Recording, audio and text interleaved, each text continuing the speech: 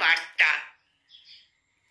কুয়াশার চাদর মুড়ি দিয়ে তাই প্রকৃতি সেজে উঠেছে নবরূপে।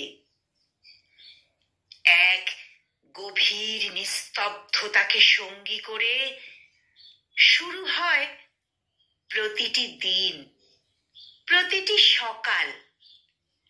সবুজ ঘাসের ওপর শিশির বিন্দু মুক্তার মতো চিকচিক করে যেন হেসে ওঠে।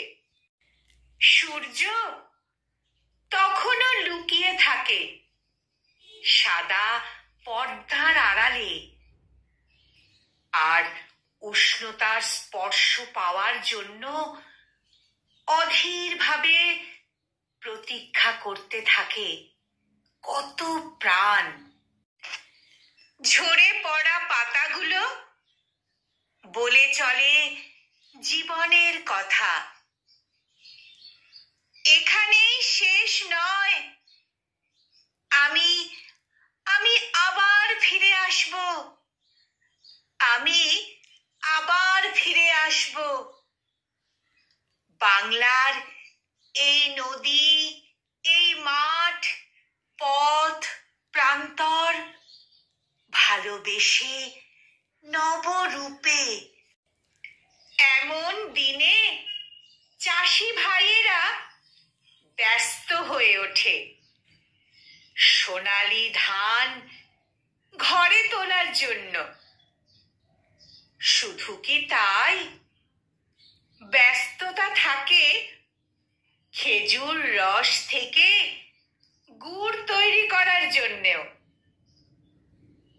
মৌমাছিরা আনন্দে খেলে বেড়ায় হলুদ রঙের সর্ষে ক্ষেত জুড়ে, আর বাহারি ফুলের শোভায় চারিদিক চারিদিক রঙিন হয়ে ওঠে নানান রঙে। আকাশে বাতাসে ভেসে বেড়ায় পিঠে পুলি পায়েসের সুগন্ধ। কচি কাঁচা থেকে বুড়ো সকলেরই মন মেতে ওঠে খুশিতে।